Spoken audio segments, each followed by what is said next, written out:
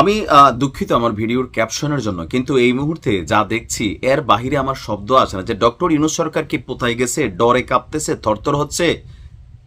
যদি তাই না হয় তাহলে মানে আমাদের সক্ষমতার জায়গাটা কোনটা, আমাদের যে বাহিনীগুলো আছেন তারা আসলে কোনভাবে ডিল করতেছেন। বিশেষ করে আমি মনে করি বিজিবি এবং নৌবাহিনী।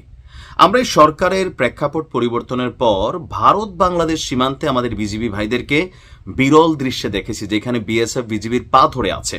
তবে মিয়ানমার সীমান্তে দৃশ্যপটটা ভিন্ন। আপনি আশ্চর্য হবেন যে মাত্র গত 3 দিনে, গত এক সপ্তাহে 4টা ট্রলার সহ 51 জন বাংলাদেশিকে ধরে নিয়ে গেছে আরাকান আর্মি। এটা কিন্তু একটা হিউজ চ্যালেঞ্জিং। আমি 3 দিন আগে একটা ভিডিও দিয়েছিলাম, এরপর থেকে টানা কিন্তু এই ঘটনাগুলো ঘটছে।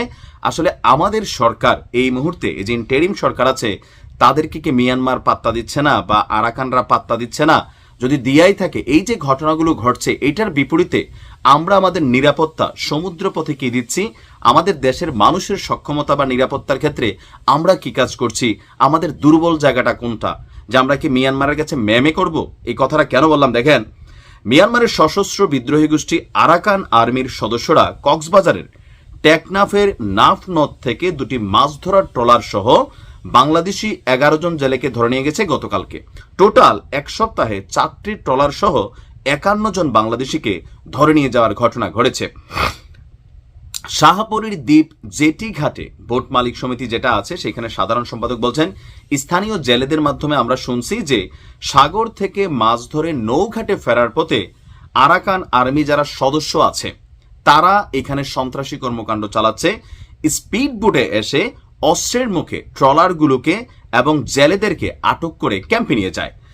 আর এখানে আমরা যতটুকু দেখছি, আমরা সব মিলিয়ে টেকনাফের যিনি উপজেলা নির্বাহী কর্মকর্তা আছেন তিনি বলছেন যে জেলেদের মাছ ধরার সময় সতর্ক থাকতে হবে যেন মিয়ানমার সীমান্তে অনুপ্রবেশ না করে। আমরা বুঝতে পারলাম যে অনেক সময় হয়তো মাছ ধরতে ধরতে টেকনাফ থেকে আমরা মিয়ানমার সীমান্তে ঢুকে যাচ্ছি। এটা আমাদেরও সচেতন থাকা উচিত, কারণ এই ঘটনাগুলো যেহেতু ঘটছে। তবে এর পাশাপাশি আমাদের জেলেদেরকে সতর্ক করা, অথবা সমুদ্রে যে সীমান্ত রেখা অনেকে হয়তো বোঝে, অনেকে বোঝে না, কারণ পানির মধ্যে বিশাল সাগর, এখানে হয়তোবা 2 হাত বা 10 হাত ভিতরে ঢুকে যাচ্ছে, এরপরে কিন্তু স্পিডবোটে এসে এরা ঘটনা ঘটাচ্ছে। তো আমাদের নিরাপত্তা বাহিনী অন্তত থাকা উচিত যে না, আরাকান আর্মির সামনে আমাদের একটা যুদ্ধ জাহাজ আছে, অথবা একটা সামরিক অ্যাক্টিভিটিস আছে, যে আরাকান আর্মি মিনিমাম লেভেলে চিন্তা করবে যে না দেখো বাংলাদেশের যারা সীমান্তরক্ষী তারা এখানে আছে, ওয়ার্নিং দিতে পারি, কিন্তু ধৈর্য নিয়ে চলে যাওয়ার মতন সন্ত্রাসী কর্মকাণ্ড এইটা আমরা করতে পারি না। কারণ আমরা এখন পর্যন্ত কোনো চ্যালেঞ্জ এই আরাকান গোষ্ঠীর জন্য দিতে পারি নাই। উল্টা আমরা যতদূর শুনতেছি যে আরাকান আর্মি তলে তলে বাংলাদেশ নিয়ে, সীমান্ত নিয়ে অনেক ধরনের কুপরিকল্পনা আছে। এখন আরাকানরা বিশাল একটা গোষ্ঠী, রানিং গভর্নমেন্টের বিরুদ্ধে তারা যুদ্ধ করে জয়লাভ করছে, এমনকি হয়তো আগামীতে তারা সরকার গঠন করবে। যদি তাই হয় তাহলে পৃথিবীর অন্যান্য রাষ্ট্রগুলোর মতন আমরা আরাকান আর্মির সাথে কেন প্ল্যান বিতে যোগাযোগ করছি না বা তাদের সাথে সম্পর্ক রাখছি না? তলে তলে রাখা লাগবে, কারণ এটা মিয়ানমারের সাথে আবার চুক্তি ভঙ্গ হয়ে যাবে। বাট যেমনি হোক আমার দেশের নাগরিকদের নিরাপত্তা অথবা সতর্কতা দুইটার একটা কিন্তু থাকা দরকার। ডক্টর ইউনূসের সরকার আসার পরেও এই জিনিসগুলো বাড়া সারা কিন্তু কমে নাই। ভারত বাংলাদেশ সীমান্তে প্রতিদিনই কম বেশি সপ্তাহে 2-1টা ঘটনা ঘটতেছে, কিন্তু এটা নিয়ে ইন্টারিম ভারতকে কি বার্তা দিচ্ছে, মানে আমরা কি শক্ত বার্তা দিচ্ছি, কি করতেছি, কেন পারতেছি না?